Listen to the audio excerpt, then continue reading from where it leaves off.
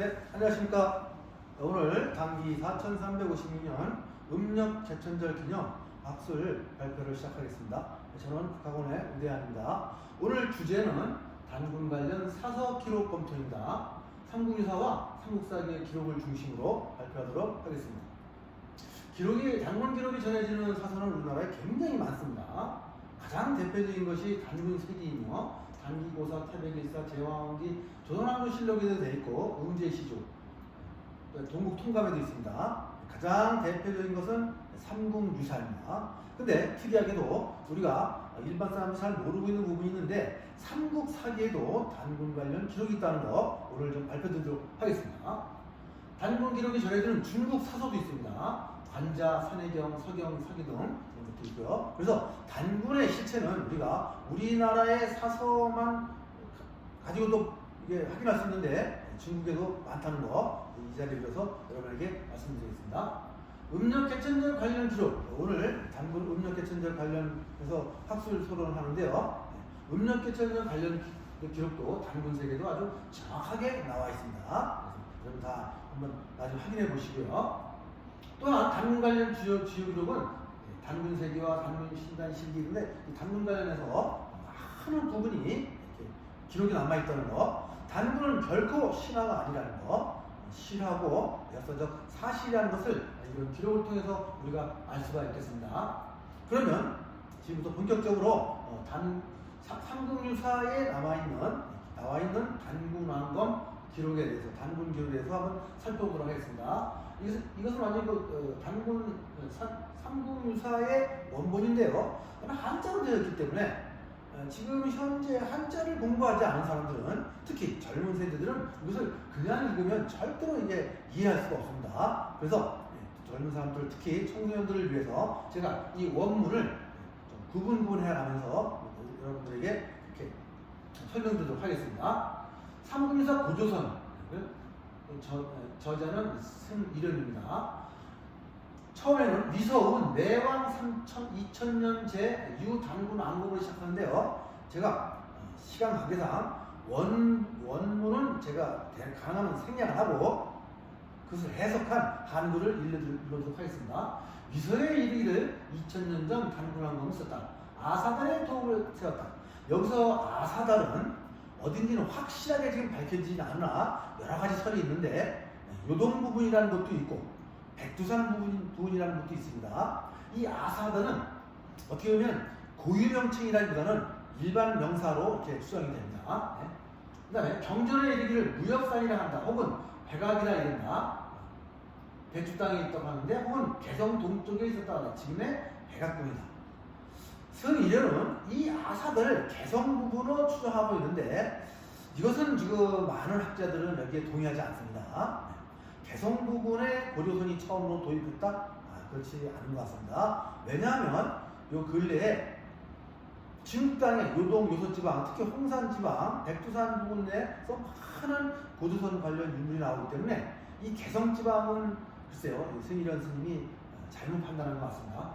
그 정도는 아시고요. 나라를 열어서 이름을 조인하였다. 요 인물과 같은 시기다. 거기에 또 이르기를 옛날 환인이 재석이라 이른다 이래요. 여기서 재석은 불교에서 나오는 인물입니다. 그래서 이련 스님이 이 고조선에 대한 역사를 불교의 시각으로 바라본 것으로 이렇게 풀이가 됩니다. 한인 재석에 여러 아들 중 한웅이 있었다. 하늘 아래 뜻을 두었고 인간 세상을 구하려 했다. 자, 여기서 말씀하시면 환인과 환웅은 이걸 봐서 단군의 아버지는 환웅이고 또 환웅의 아버지는 환인으로 이렇게 나와 있는 거죠. 그렇다고 해서 환웅이나 환인이 한 분이 아니고 여러 명으로 지금 밝혀지고 있는데요.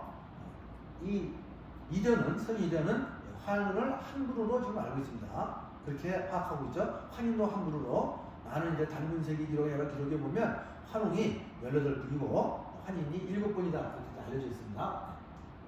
아버지는 아들의 뜻을 알고 제 부리의 태백산에 내려와 널리 세상을 이롭게 할 만했다. 자, 이것은 아버지는 아들의 뜻을 알고, 이것은 여기서 아버지란 아버지란 환희를 얘기합니다.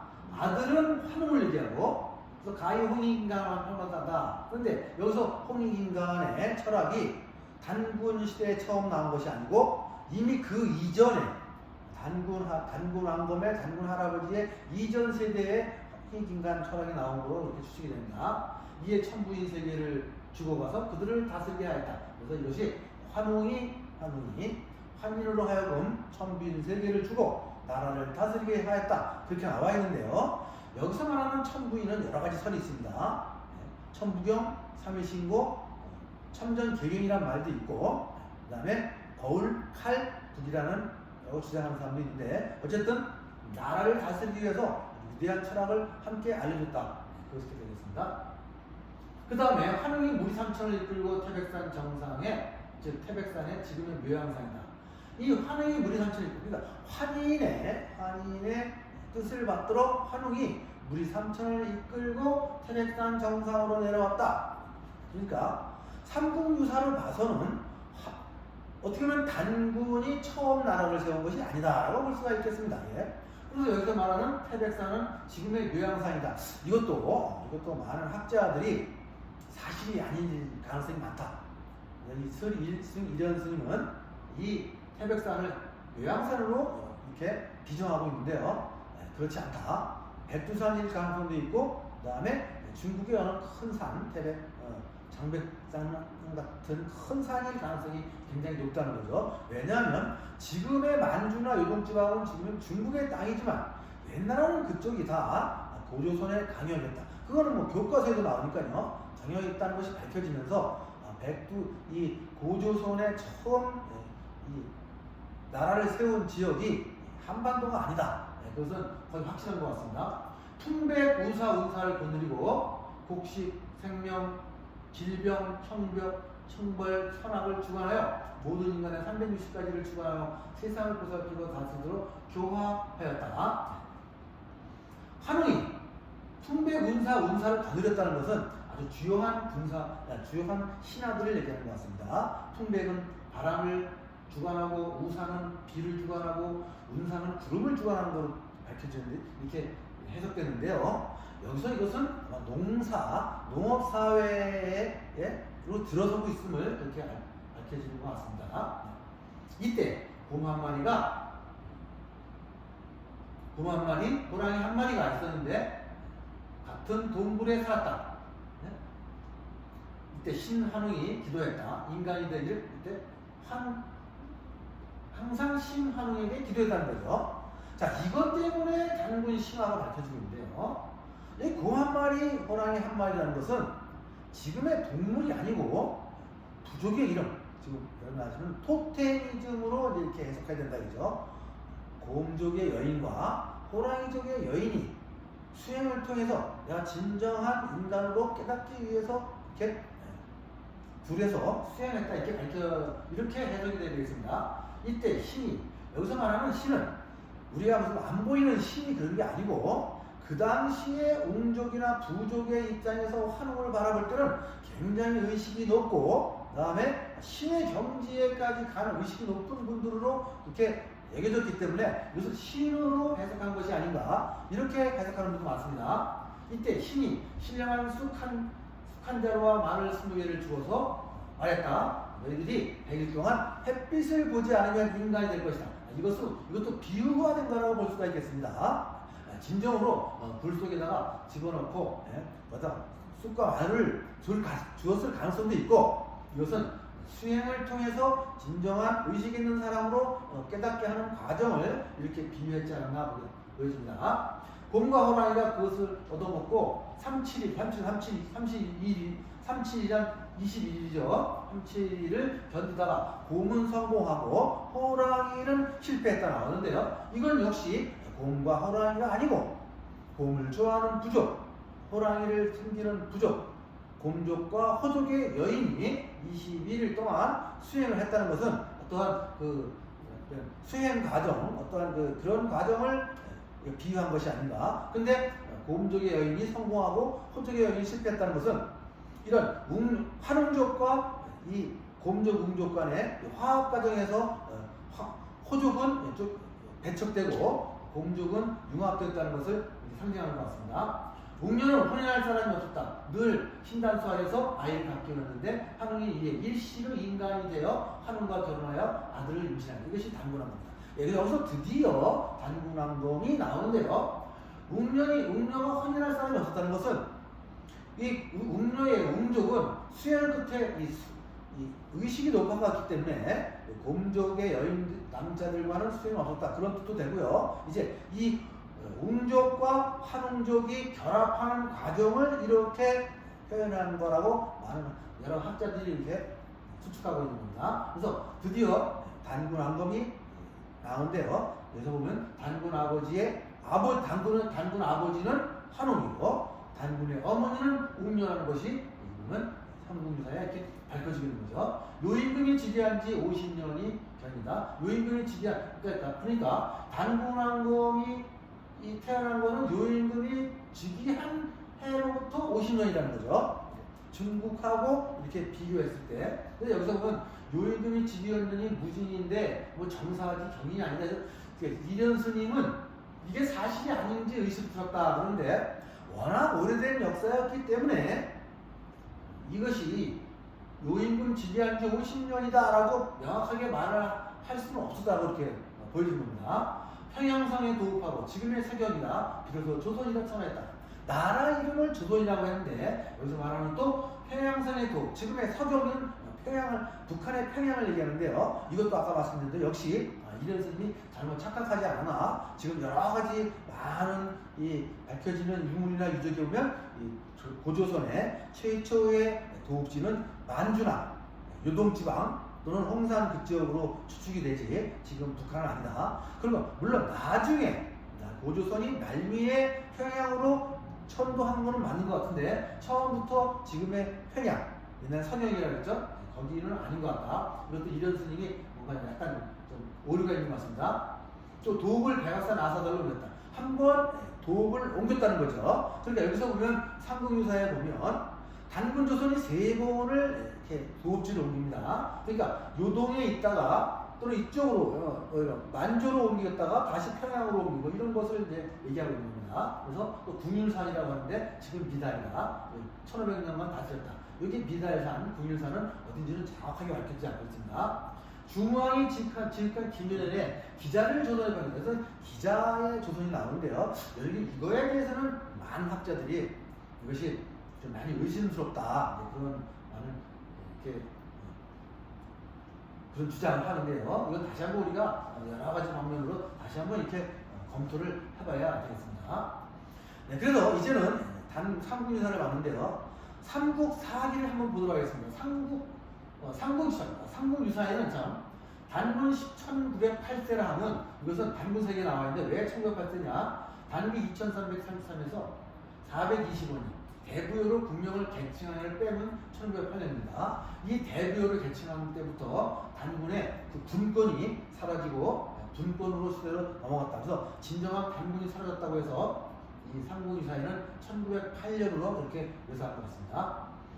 그래서 삼국유사의 핵심 기록은 환인, 환웅, 단군으로 이어졌다는 거고 태자치단, 신시, 환웅천왕 얘기가 나오고 그래서 이 이때는 또 배달, 신시 배달이라고 했는데요. 단군 조선의 그 이전의 나라를 신시 배달국이라고 했어요. 배달국의 왕의 이름은 환웅천왕이다. 환웅 또는 천왕 이렇게 됐다는 거죠. 천왕. 또 요임금 50년이다. 이 단기 233이고요. 풍배 우사 운사를 데리고 왔다. 이건 농업사회를 지칭한 거고 천부인을 주었다. 신단수를 아래 내려왔다. 웅녀 어머니. 그 다음에 그 첫째 임금은 단군 왕검. 이것이 밝혀지고 있는 거죠. 자 이제 두 번째 삼국사기의 기록을 보면 삼국사기 권 17 동천왕 21조에 많이 나와 있지는 않습니다. 우리나라 그 삼국사기에는. 근데 아주 중요한 기록이 나와 있어요. 평양은 원래 선인왕검의 집이라는 이렇게 기록이 있습니다. 아주 긴 부식이 어떻게 보면 좀 우리에게 좀 아쉬운 부분이 많기도 하죠. 왜냐하면 고조선에 대한 역사 기록을 안 썼어요. 그런데 평양은 원래 선인왕검의 집이다라고 했는데 여기서 단군왕검이 아니라고 안 그러고 선인왕검이라고 했답니다. 그럼 이거 선인왕검은 뭐냐? 시간 관계상 자세히는 못 드리는데 아마 여기서 나중에 토론에서도 이제 우리 정명길 차장님께서 이거 부분에서 질문하실 것 같은데요. 이거는 그때 가서 제가 다시 한번 정확하게 한번 설명드리도록 하겠습니다. 어떤 이제 질문을 하실지 모르겠지만 아마 이것도 포함된 것 같습니다. 네. 자, 그런데 지금 우리가 정말 우리가 또 걱정이 될 일이 교과서에서 단군 표준 명정이 전부 사라지고 있습니다. 참으로 안타깝습니다. 지금의 이 국사 교과서가 200페이지가 넘는데 그냥 한 3페이지 쪽에 있던 고조선의 기록이 지금 반쪽으로 지금 없어지고 있습니다. 자, 미국의 국조, 우리나라의 최초의 대통령이라고 할 수 있는 최초의 국조는 단군 왕건이죠. 미국의 국조는 워싱턴이란 말입니다. 근데 미국에는 수도 이름 자체를 워싱턴으로 짓고 있어요. 달러에도 워싱턴 그림을, 사진을 넣고 있고. 근데 여기 보시죠. 우리나라에서 어떤 일이 벌어지고 있는가? 어떤 우리의 역사적인 가치관과 역사적인 어떤 정신 체계를 잘 알려주는 그런 단군왕검을 우리가 좀 기리자는 뜻에서 학교에 많이 기증된 단군 할아버지가 이렇게 많이 훼손되고 있습니다. 우리가 정말 대우각성해야 될 부분이라고 할 수가 있겠습니다. 물론 고조선 말고 이후에 이시조선, 조선시대의 600년은 유교가 국시였기 때문에 단군조선에 대한 그런 어떤 많은 부분이 많이 이렇게 부족하게 됐습니다. 그리고 심지어는 단군에 관련된 책을 읽으면 사문난적이다. 지금 말하면 공공의 적으로 그렇게 많이 공격당한 이유도 있겠지만 해방되고 나서 많은 서양 문화가 들어오면서 그런 서양 문물이 들어오고 그다음에 철학이 들어오면서 사상이 들어오면서 우리의 홍익인간 정신이 많이 땅에 떨어지고 있지 않나 생각이 듭니다. 이것도 참 안타까운 부분입니다. 우리나라에서 단군 관련 최초의 박사학위 논문을 받은 사람이 일본 학자입니다. 일본의 사사미치아케 2003년에 서울대에서 이것도 참 우리가 좀 부끄럽게 생각해야 될 부분입니다. 우리나라 역사를 공부해서 박사학위 받은 분은 없고 일본 사람이 연구해서 박사학위 받은 분이 2003년에 사사미치아케라는 겁니다. 자, 이것은 근래에 와서 단군에 관련한 그 역사와 문화를 다시 복원시킨 분이 홍합 나철 선생입니다. 1909년 1월 15일. 왜 그러면 단군에 대해서의 대종교라는 말을 붙였는가? 이건 대종교를 창시한 분인데요. 그 당시에 일본의 방해가 심하고 그다음에 압박이 심하니까 대종교, 종교단체라는 그런 옷을 입혀서 단군의 가르침을 우리가 알려주려 했던 거죠. 그 당시에 일본은 다른 것 말고 종교는 굉장히 유화책을 썼습니다. 그래서 대종교라는 이름을 붙인 것이지 단군에 관한 사상이 지금 우리 철학이 기존의 우리의 어떤 종교의 개념이 그런 거 아닙니다. 그래서 사람들이 많이 걸 오해하고 있습니다. 그래서 단군하면 종교 그게 아닙니다. 이 당시에 일본의 핍박을 피해서 이렇게 했을 뿐이지 홍합 선생이 쓰러져가는 잊혀져가는 단군의 정신을 세우랬던 겁니다. 그래서 이 대종교를 29세 때 세우신 홍합철이 29세 때 문과를 했지만 유학자이지만 단군의 정신을 공부해서 우리나라의 그 선도학자 그런 사람으로 변신한 거죠. 그래서 홍합철에게 그러한 정신을 가르쳐 주신 분은 백두산의 수행단체의 수장으로 알려진 백봉신사입니다. 그래서 우리가 왜 단군의 정신이 중요한가? 이 홍합나철이 세운 대종교의 출신들이 전부 대부분 독립운동에 투신했다는 거죠. 이 오른쪽 부분이 백호서일, 김자진 선생, 요새 문제되고 있는 봉오동 전투의 유민 누구죠? 홍봉도 선생, 이런 장군들이 전부 대종교 출신입니다.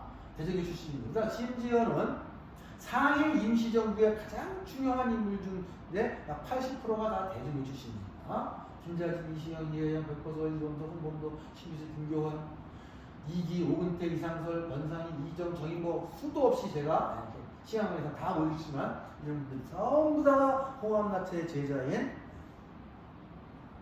대종교 출신들입니다. 상해 임시는 주요 인사가 모두 대종교 출신이고요. 자, 이것을 보시면 초창기의 상해 임시정부의 기념사진입니다.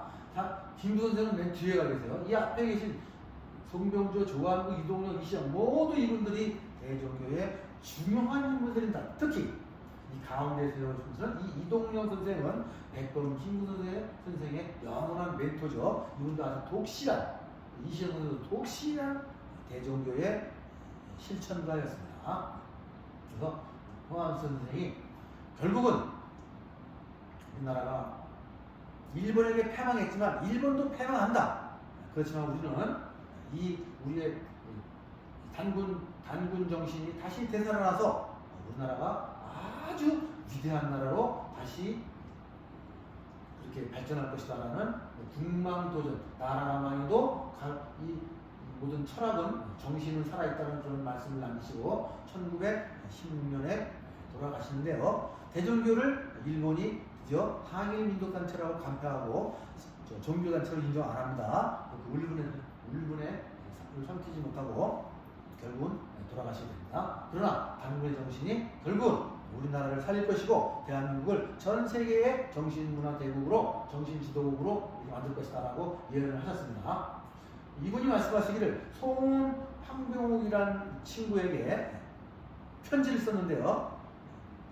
단군 정신을 알려면 반드시 수련을 하시오. 지감조식 금초이라는 상을신고에 수련을 하라는 그런 당부의 말을 돌아가셨습니다. 이것은 홍암철 선생이 황해도 9월산 삼성전에서 돌아가신 곳입니다. 이거는 절이 아니고 부처님 모시는 절이 아니고 한인 황군 당군을 모시는 절입니다. 삼성산 내고요, 삼성산이고, 예.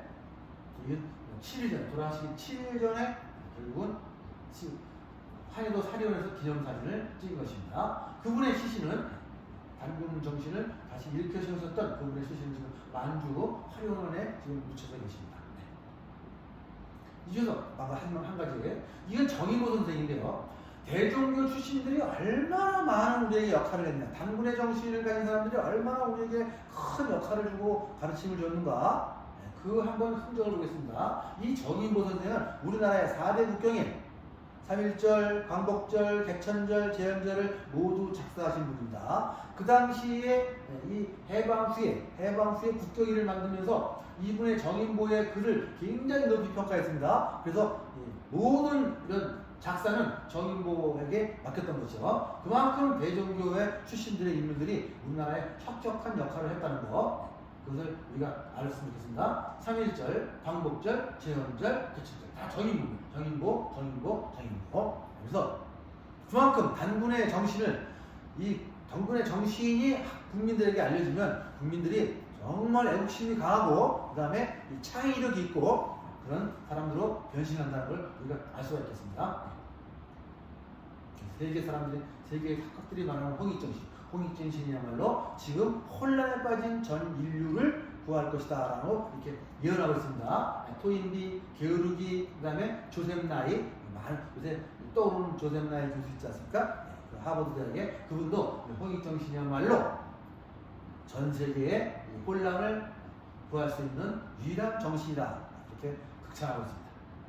그래서 그것이 뭐냐? 결국 이 BTS도 이 홍익정신으로 자기들이 노래를 만들었다고 그러는데, 이것이 조셉 나이가 말하는 최고의 소프트웨어는 바로 홍익정신이라는 거, 이것을 BTS가 지금 증명해주고 있는 거죠. 그래서 이 단군의 정신을 우리가 세우려면 그 기록, 삼국유나 삼국사의 기록, 그런 거를 다 한번 저희가 인정하고 그것을 우리나라 국민들에게 잘 알려야 되겠죠.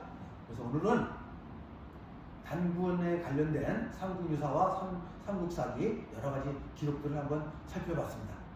네, 이것으로 마치겠습니다.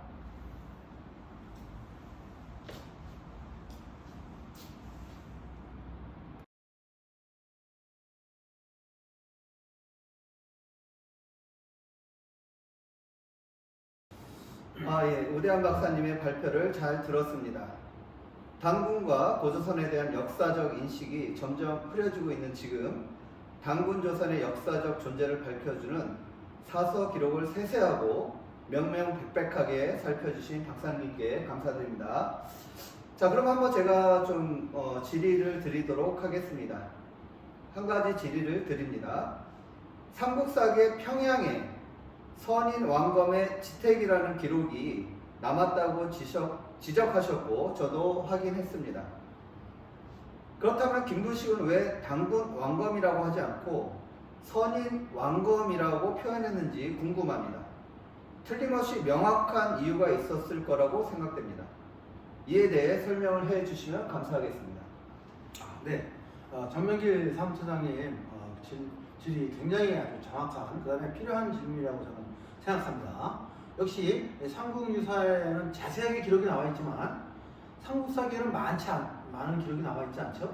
그렇지만 평양은 단군왕검의 선인왕검의 지택이다라는 기록은 아주 명확하게 나와 있습니다.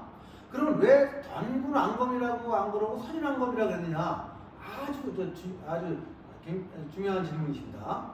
여기서 말하는 선인이라는 것은 수행하는 사람을 얘기한다고 되겠죠. 선인. 그래서 그 당시에 고려 때 김부식 선생이 살아있을 때 이미 선인이라는 그 글자가 있었던 걸로 보입니다. 그러니까 단군왕검이 선인이라는 것은 단군왕검이 그 선인이 수행하는 그런 수행 방법이나 그런 오래된 전통적으로 그런 그 심신을 수련하는 그런 것에 아주 뛰어난 분이었다는 것을 제가 짐작하게 하는 거죠. 단군왕검이라고 하지 않고 선인왕검이라는 것은 그런 의미가 되겠습니다. 왕검은 지금 우리가 말하는 그 선인 하면서 이제 그 신선수련, 선도수련 그런 거 있죠. 옛날로 치면 퉁유도, 그 통일시하실 때 그 최천 선생님이 말한 퉁유도 그런 수행을 했던 분으로 이렇게 저희는 그렇게 알고 있고, 김부식 선생도 그렇게 이제 알고 있었기 때문에 그렇게 기록을 한 거겠죠. 그러면 선인왕검이라고 하기도 하면서 왜 단군왕검이라는 말을 쓸 수 있는데 단군왕검이라는 말을 전혀 안 썼거든. 나는 그것은 우리가 많은 그 김부식에 대해서 많은 비판이 있는데요. 삼국사기 자체가 유교의 입장에서 쓴 책으로 아주 비판받고 있습니다. 그렇기 때문에 고구려 백제 신라 이전의 시대의 역사는 전혀 지금 기록이 안 돼 있습니다. 그렇기 때문에 일부러 제가 보면 삼국사기를 쓴 김부식 선생은 단군에 대해서 일부러 회피하지 않아.